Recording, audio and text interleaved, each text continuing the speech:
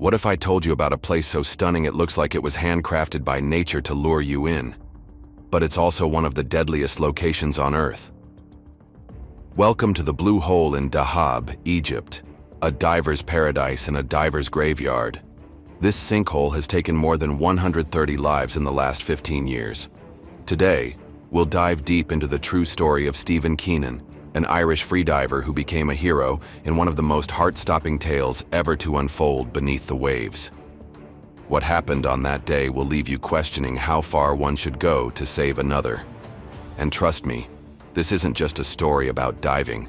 It's about life, sacrifice, and a kind of courage that's hard to put into words. Stick around, because this story will take you to the depths of the ocean and the limits of human bravery. And if you think you know how this ends, you might be surprised. Let's talk about the Blue Hole itself for a second. At first glance, it's mesmerizing. Located on the Sinai Peninsula in Egypt, just 6 miles north of Dahab, this natural wonder looks like a giant sapphire dropped into the Red Sea.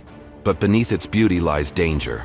The Blue Hole is a vertical underwater cavern, 393 feet deep, 164 feet wide, and with walls that seem to plunge endlessly into darkness. At the surface, there's a shallow, inviting area filled with coral and marine life. But it's the Arch, a tunnel at around 180 feet deep that connects the sinkhole to the open sea, that lures divers from around the world. The Arch is where the real danger begins. Many divers misjudge how much air they'll need to make it through. Others are thrown off by disorientation or the powerful underwater currents. Some never return. Still, year after year, thrill seekers come here, eager to conquer it. Some succeed, some don't. Stephen Keenan wasn't just another thrill seeker.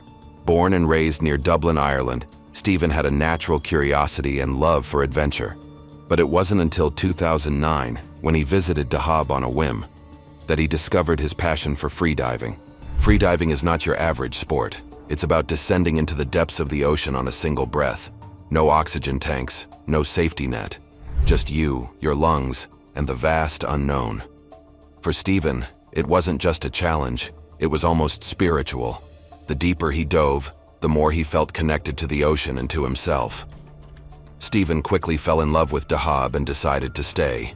He learned Arabic, became a freediving instructor, and co-founded Dahab Freedivers in 2015. But Stephen wasn't just a diver. He was a protector. Known for his calm demeanor and sharp instincts, he became one of the most trusted safety divers in the freediving world. For Stephen, it wasn't about glory or breaking records. It was about making sure everyone else made it back to the surface alive. Fast forward to 2017, when a 25-year-old Italian freediver named Alessia Zecchini arrived in Dahab.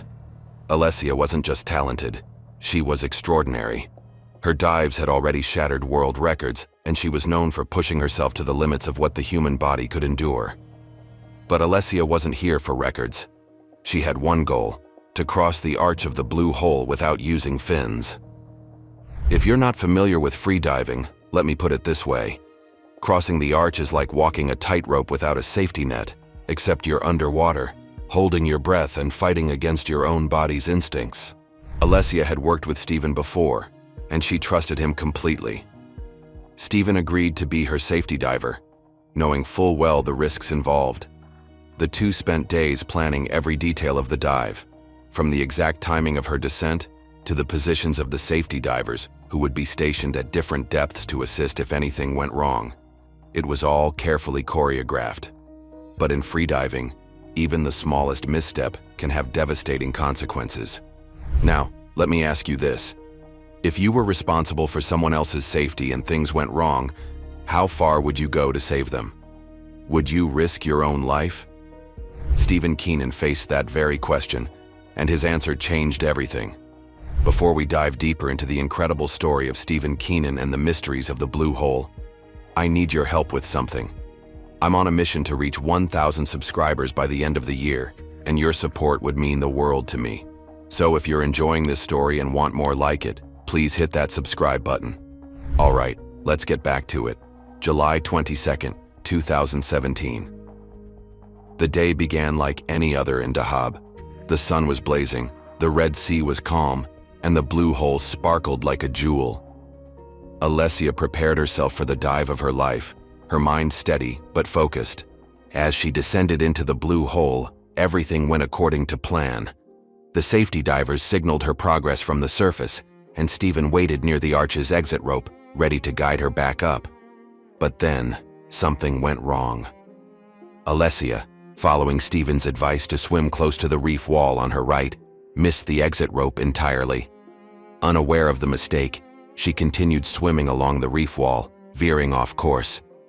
At the same time, Stephen's dive was delayed by 10 crucial seconds. By the time he reached the arch's exit point, Alessia was already far off track. Stephen made a split-second decision. Instead of trying to swim her back to the rope, which would waste precious time and energy, he chose to ascend with her directly in open water. At first, everything seemed fine. Stephen swam alongside Alessia, using his fins to guide her upward. But freediving isn't just about reaching the surface. It's about getting there before your body runs out of oxygen. As they ascended, the current pushed them farther and farther from the planned exit point. By the time they surfaced, they were near the saddle, a shallow area of the blue hole, far from where the safety team expected them to be. Alessia, exhausted but alive, turned to thank Stephen. That's when she saw him. He was floating face down, motionless. Panic set in. Alessia flipped Stephen over, screaming for help.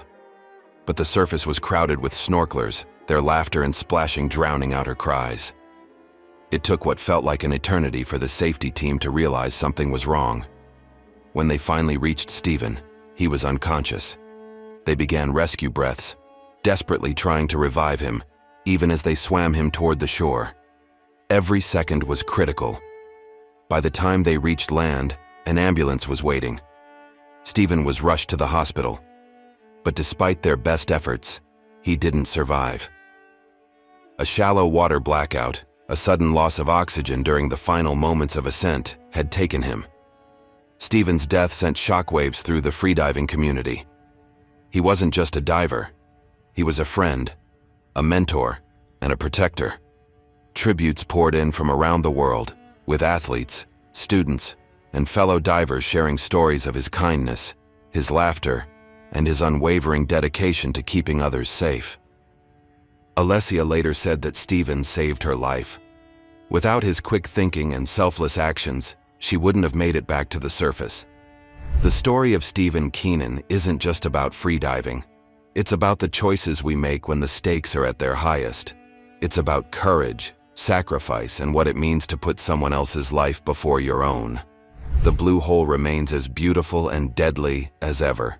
Divers continue to visit, drawn by its allure and its challenge. But Stephen's story is a sobering reminder that no matter how experienced you are, the ocean is a force of nature, and it doesn't play by our rules. So, here's the question. Would you have done what Stephen did? Would you risk your life to save someone else? Let us know in the comments. We want to hear your thoughts. If this story moved you, take a moment to like the video and share it with someone who needs to hear it. And if you love stories of bravery, adventure, and the human spirit, make sure to subscribe to our channel. Hit that notification bell so you never miss a new story. Until next time, stay safe, and remember, heroes like Stephen remind us of what it truly means to live.